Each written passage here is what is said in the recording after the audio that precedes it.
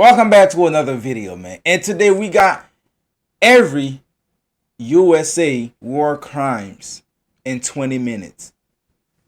And I don't think that's it. I don't think you have all of them in 20 minutes. The amount of crime that the USA has committed, the amount of countries that the USA has put in turmoil, complete total turmoil with democracy, with the, oh my God, you have a lot of problems going on in your country. Let me come and help you.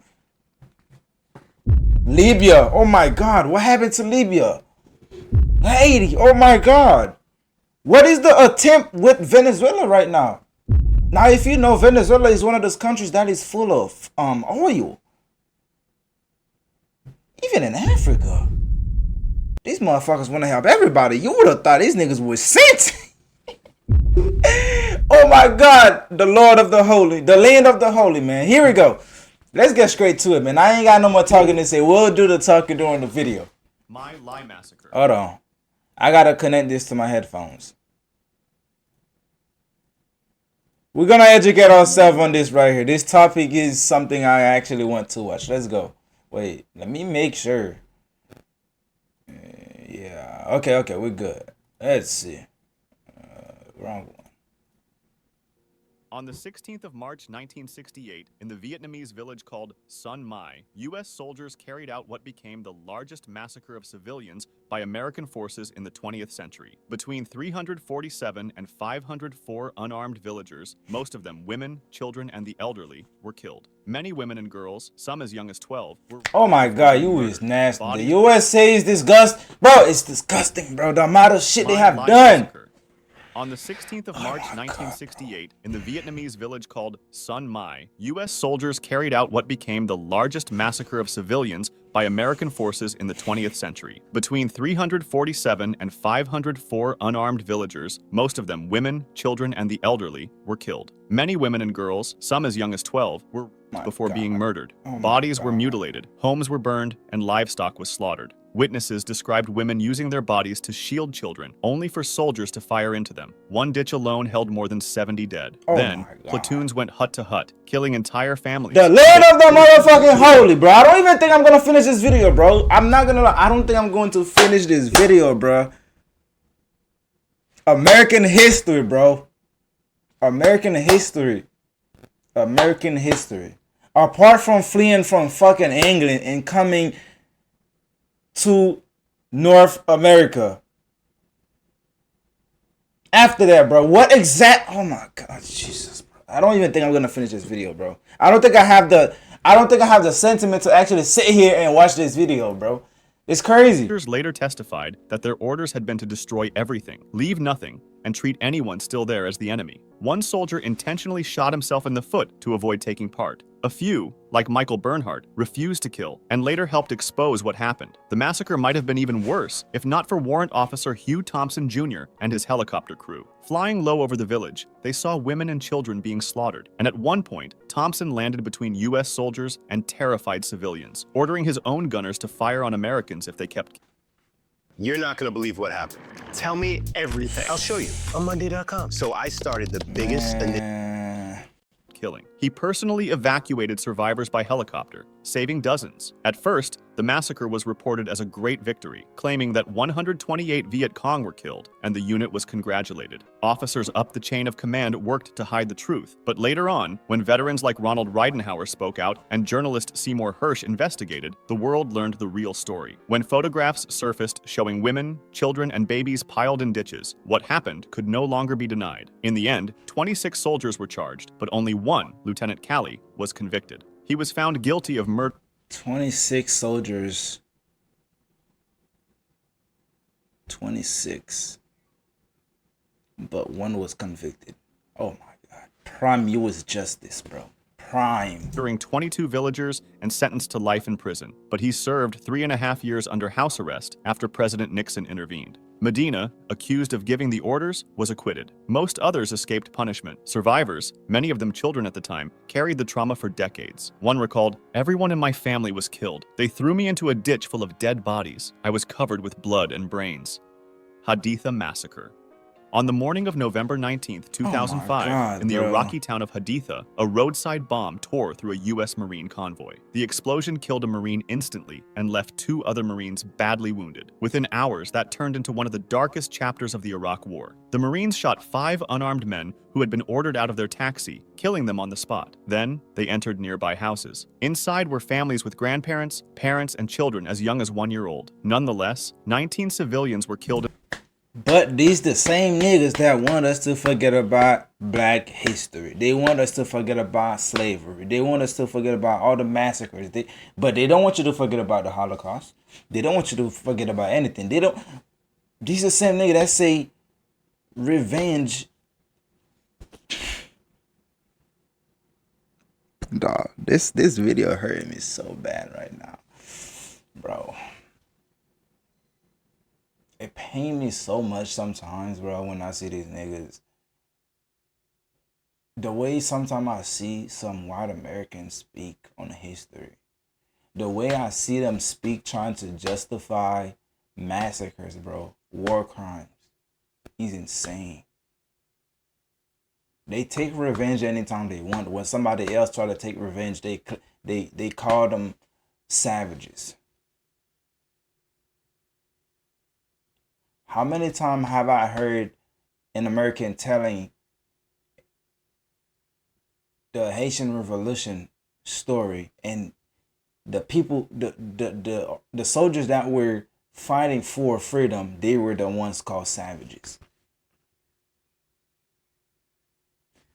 In their homes, most shot at close range in the chest or head. By the end of the day, 25 unarmed civilians were dead, with the youngest victim being just 3 years old. The Marine Corps' first official story was false. They claimed that 15 civilians had been killed by the roadside bomb, and that 8 insurgents died in a firefight afterward. However, an Iraqi human rights worker filmed the aftermath: bullet holes in walls, bloodstains on floors, and bodies of women and children with gunshot wounds. A Time magazine reporter then began investigating and found that doctors at the local hospital confirmed that none of the bodies showed bomb injuries, but close-range gunshot wounds. A 9-year-old girl who survived said she saw her grandfather shot first in the chest and then in the head, followed by her grandmother. Investigations stretched on for years, and at first, 8 Marines were charged, but case after case collapsed. Some Marines received immunity in exchange for testimony, while others had their charges dropped. By 2008, nearly all charges were gone, and the only Marine punished was Vuteric. He admitted to negligent dereliction of duty, lost rank and pay, but avoided jail. For many Iraqis, this outcome was unbearable, as families who had lost multiple relatives in one morning saw 6 years of U.S. military prosecution end without a single Marine imprisoned. Survivors called it an assault on humanity. Lawyers for the victims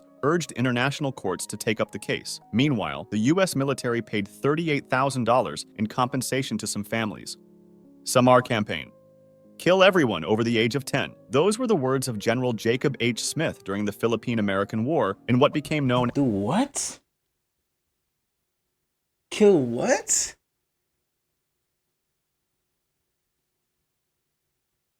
Oh. as the pacification of Samar. His order did not apply only to armed enemy fighters, but to everyone, as he wanted to turn the island into, in his own words, a howling wilderness. The situation leading up to this was already tense, as just months earlier, Filipino fighters together with local townspeople had carried out the Balanghiga massacre, where in a surprise attack, they killed 54 and wounded 18 U.S. soldiers. That's when the U.S. government sent General Smith to Samar, who made it clear that he wanted no prisoners and asked for everyone capable of bearing arms to be killed. When Marines asked him what exactly capable... Hold up. Run this back. ...together with local townspeople, had carried out the apply only to armed enemy fighters, but to everyone, as he wanted to turn the island into, in his own words, a howling wilderness. The situation leading up to this was already tense, as just months earlier, Filipino fighters together with local townspeople had carried out the Balanghiga massacre, where in a surprise attack, they killed 54 and wounded 18 U.S. soldiers. That's when the U.S. government sent General Smith to Samar, who made it clear that he wanted no prisoners and asked for everyone capable of bearing arms to be killed. When Marines asked him what exactly capable of bearing arms meant, Smith explained that it meant boys as young as 10 years old. Waller himself, the major leading these Marines, partly resisted these instructions, telling some of his officers not to target women and children. Still, over just 11 days, he reported that his men burned 255 homes and killed 39 people. Civilians Today I'm going to make a beat. Oh We're going God. to Output's new plugin co-producer, play.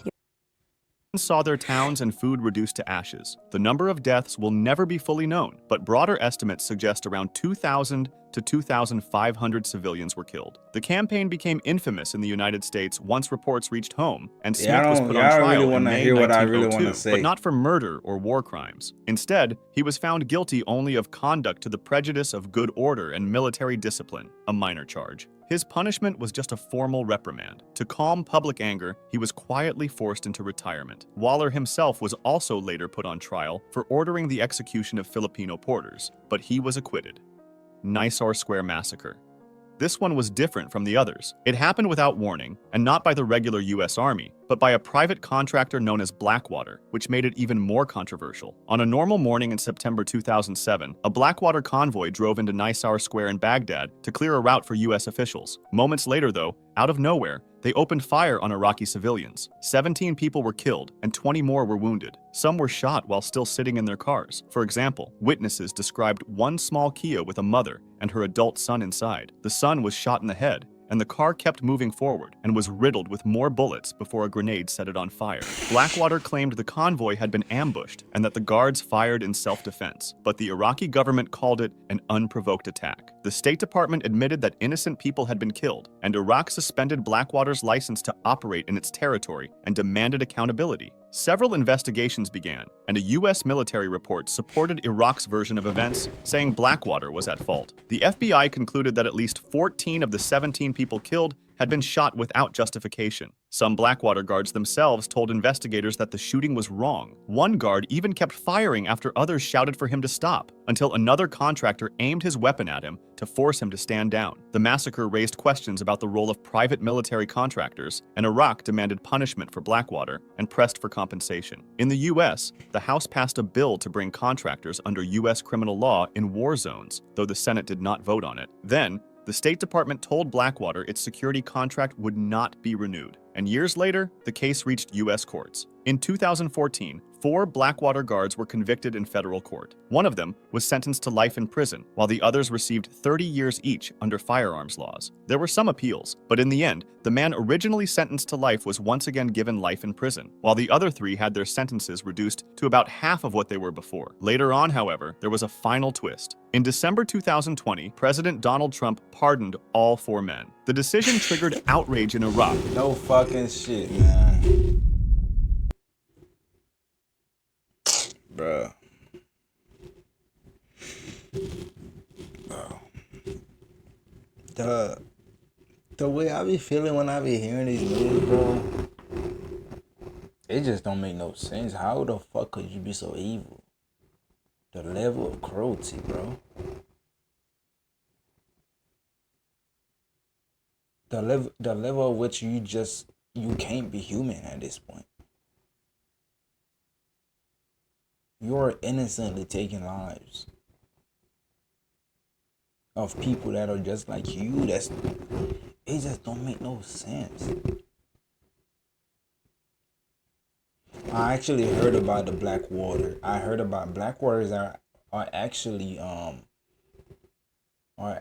think it's Blackwater. They are actually in Haiti currently, because they are a private military group, because due to the gang violence in Haiti, they were actually hired by some officials in Haiti to actually help combat the gangs issues in Haiti. Now, we don't know exactly what the fuck are they doing up. If they can do this for absolutely no reason, we don't know exactly what they are doing. We don't know how many innocent lives they have taken by now. That's crazy. And the fact that it's not a surprise to me that Donald Trump is the one that come in power and actually free all of them. And harsh criticism from United Nations experts, who said the pardons violated US obligations under international law. Abu Ghraib. The photos from Abu Ghraib are widely known around the world for how disturbing they look, but the background is even darker. To the public, Abu Ghraib was a normal detention and interrogation facility, but it wasn't at all. Inside, there was sexual humiliation to lengths we can't go to for obvious reasons, torture, physical abuse, and rape.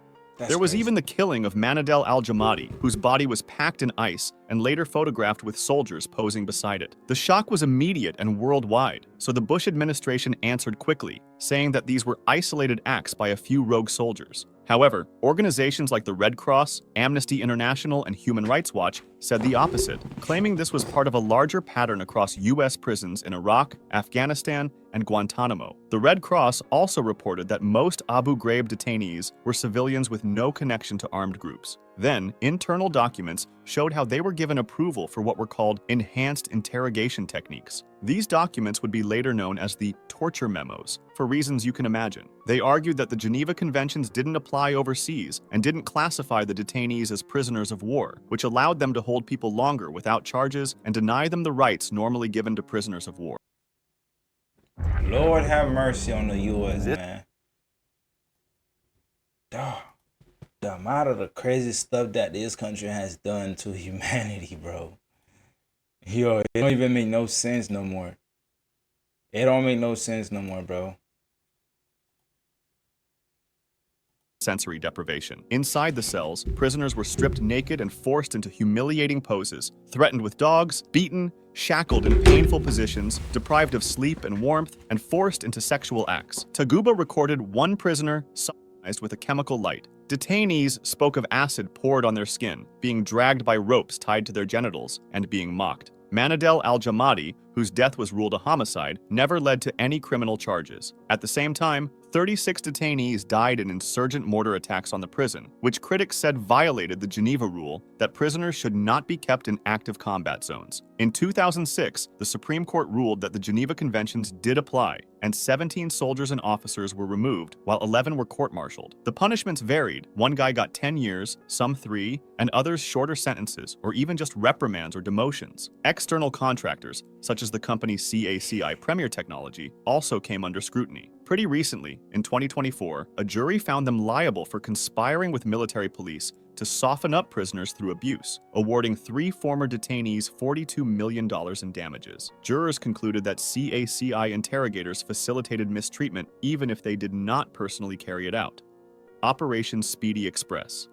This was one of the most brutal and controversial U.S. campaigns of the Vietnam War. You can get an idea of what really happened when you hear that the Army reported about 11,000 enemy killed, but recovered only 750 weapons from the dead. Operation Speedy Express, carried out from December 1968 to May 1969, and run under Major General Julian Ewell, had the official goal of destroying Viet Cong bases, cutting supply lines, and re-establishing U.S. control over a region considered a stronghold of the Viet Cong, the Mekong Delta. On paper, the operation looked like an overwhelming success, considering that just 242 American soldiers died, while the enemy lost 11,000. With a ratio of 45-1, it looked like a decisive victory, but the numbers hid something darker. The fact that only about 750 weapons were recovered means that thousands of those killed were probably unarmed civilians. The Army's own Inspector General later estimated that between 5,000 and 7,000 civilians were killed during the operation. The campaign relied on overwhelming firepower, like helicopter gunships, artillery barrages, and fighter bomber strikes, in a heavily crowded region with civilians. This basically turned entire areas into free fire zones.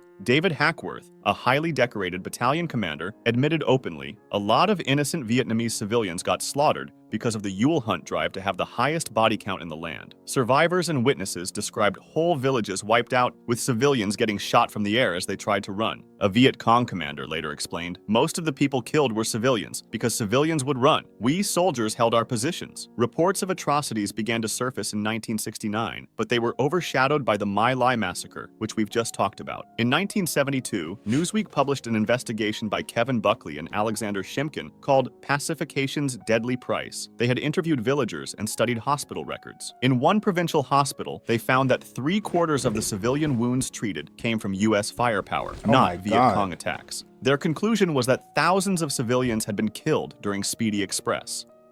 No Ghraib massacre. In the summer of 1950, during the Korean War, one of its darkest tragedies took place at a railway bridge near the village of No Ghraib. U.S. commanders were afraid that North Korean soldiers were disguising themselves as civilians, so they ordered refugee movements to be blocked. Declassified documents later showed that some commands actually went even further, authorizing troops to fire on groups of civilians who approached. Then, disaster struck. As waves of refugees fled south from the advancing North Korean army, they reached U.S. lines. There, they were stopped, searched, and grouped near the railway tracks by no-gun Ghraib. American planes then shot at them. Survivors say ground troops soon opened fire too, driving them into the culverts and pinning them down in the bridge underpasses. Hundreds of South Korean refugees, mostly women, children.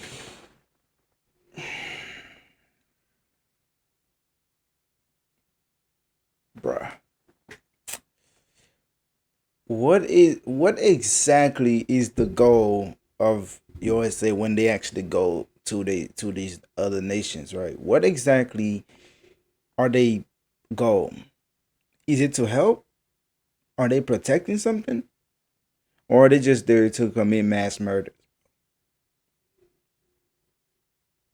Like, cause I don't understand this. I don't understand how many civilians are you going to kill?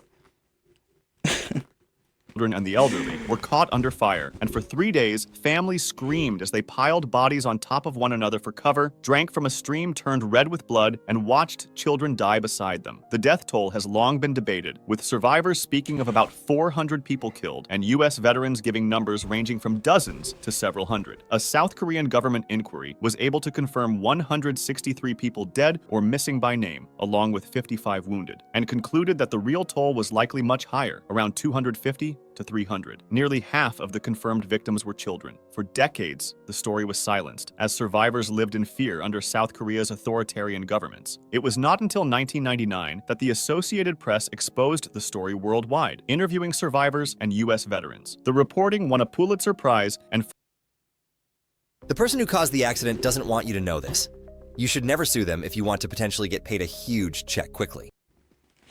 Forced both the U.S. and South Korean governments to investigate. The U.S. Army's 2001 report admitted that civilians had been killed by American air and ground fire, but claimed there had been no orders to deliberately massacre them. It described the killings as a tragic accident of war. President Bill Clinton expressed deep regret and admitted things happened which were wrong. Instead of compensation, the U.S. funded a memorial and scholarships, which survivors rejected. South Korean investigators, however, concluded that there had almost certainly been orders to fire, pointing to missing records, consistent testimony, and orders from the time to treat refugees as enemy agents. Later, more declassified documents strengthened the case. One was a letter dated July 26, 1950, from the U.S. ambassador in Seoul, reporting that the U.S. military had adopted a policy of shooting refugee groups approaching its lines. This and other incriminating records had been deliberately left out of the Army's official report. No Gun Ghraib also set off wider investigations in South Korea, uncovering more than 200 other cases of alleged U.S. killings of civilians in the early years of the war, including refugee bombings and mass executions. Bro. Sand Creek Massacre. On November 29, 1864, troops under Colonel John Chivington rode toward a Native American camp of the Cheyenne and Arapaho. I know about that one. People. Chief Black Kettle had moved his people there after being told it was safe, and he raised a U.S. flag with a white flag underneath it to show peace. Many of the warriors were away, and most of the people in camp were too old or too young to fight. Despite this, Chivington's soldiers attacked. Witnesses later described women and children being shot at close range, people cut apart with knives, babies killed, and bodies mutilated for trophies. One account told of a child wandering in the sand while soldiers took turns trying to shoot him. Another described fingers and ears cut off for jewelry and the body of Chief White Antelope butchered. By the time the killing ended, most of the dead were women and children. Chivington claimed that 500 to 600 warriors were killed, boasting about the number, but other sources said the real number was closer to 150, with about 2/3 women and children. The soldiers suffered far fewer losses. Before leaving, they looted the lodges and returned to kill some of the wounded. The reason why this massacre happened in the first place is even sadder. In the 1851 Fort Laramie Treaty, the U.S. recognized a large Cheyenne and Arapaho homeland, but after the Colorado Gold Rush and new migration, they asked the natives for more land than was agreed, and a small group of chiefs signed the Fort Wise Treaty, ceding most of the land to appease the U.S. Many Cheyenne, though, rejected it as invalid, and tensions rose. The governor told friendly Indians to gather near forts in order to stay safe, and Colonel Chivington himself while he declared openly that he had come to kill Indians, told those seeking peace to come under military protection at Fort Lyon. That's exactly what Black Kettle did, following his instructions, but his people were pushed out. He still believed the US and white flags would protect them, but the massacre happened. In Colorado and Washington, the story was first reported as a victory, but the truth quickly surfaced. 3 investigations followed, including a congressional inquiry that called it a foul and dastardly massacre. Officers and scouts testified about the killings and mutilations. Captain Soule, who had refused to fire, gave evidence and was murdered shortly after in Denver. Despite the findings, no one was court-martialed. Chivington had already resigned, and while his career ended in disgrace, he avoided legal punishment. A later treaty at the Little Arkansas promised survivors land access and reparations, but those promises were soon broken and replaced with much smaller reservations. Philippines concentration camps. During the Philippine-American War, concentration camps were used in Batangas, and one American officer described them as some suburb of hell. You'll soon understand why. Back then, General James Franklin Bell took command of U.S. forces in that area, and his goal was to starve the rebels and cut them off from any support. However, since there were many civilians there, they decided to put them into heavily guarded camps, as their homes, fields, and animals were destroyed. All civilians were required to carry identification papers, and anyone found outside the camps without them could be shot on the spot. Bell himself said, I'm trying to tell you, bro. It's someone here that I know about that are not on here. And I know for a fact it would be more than 20 minutes if you were to include every that would take you hours in order for you to include every massacre and every war crimes that the US has committed. Should not be tolerated, which meant that everyone was either an enemy or a friend, and anyone accused of helping the rebels risked execution. Conditions inside the camps were catastrophic. People were packed together in crowded spaces with poor sanitation, which made diseases spread quickly. Cholera, smallpox, beriberi, and even bubonic plague killed thousands. Food was also scarce, and some soldiers described groups of men being forced to dig their own graves before being executed, with the excuse that keeping them alive would take food away from US troops. Torture was also performed, such as waterboarding. The death toll was incredible. Between January and April 1902, 8,350 people died in the camps. In some camps, as many as 1 out of every 5 prisoners died. To calm public anger in the United States, the Army's top public relations officer tried to defend the camps. He claimed they were meant to protect friendly natives, feed them, and teach them better hygiene. However, this claim collapsed when reports from inside the camp surfaced, with letters from soldiers and witnesses. Wounded Knee Massacre. Before sunrise at Wounded Knee Creek, cavalry surrounded the Native American band of Lakota and began collecting their guns. Tension grew as soldiers searched the people, and a deaf Lakota man named Black Coyote held onto his rifle, and during a struggle, it went off. In that instant, soldiers opened fire on the entire camp, even though most Lakota men had already been disarmed. The Army's Hotchkiss guns fired into the tents where women and children were hiding. In less than an hour, more than 250 Lakota were killed or fatally wounded. 25 U.S. soldiers were also killed. Survivors tried to flee, but they were chased and shot, and some soldiers finished off the wounded where they lay. A blizzard followed the massacre, and 3 days later, civilians gathered the frozen bodies and placed them in a mass grave. 4 infants were found alive, still wrapped in their mothers' shawls. The Army removed Colonel Forsyth, who had led the operation, but later reinstated him. An inquiry criticized his tactics, but did not blame him. 19 medals of honor were then awarded for Wounded Knee. Native leaders and many others have condemned those awards for decades, but most recently, in 2025, the Defense Secretary announced the medals would not be revoked. If you want to discuss this video or suggest an idea for the next... Bruh. I don't even want to say nothing, bro. This is just purely disgusting right there, bro.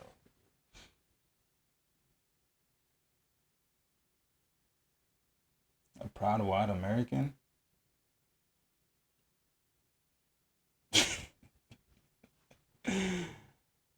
Dog. This is pure insanity. It's pure evil. This is the people of God. This is who claim to be the superior. They are superior to a lot of others. White supremacy. This is what you guys have created. This is what you guys are known for. Nothing else. To the whole world, this is what the US is known for. Middle East, Africa, the Caribbean, South America. Asia, this is what you guys are known for.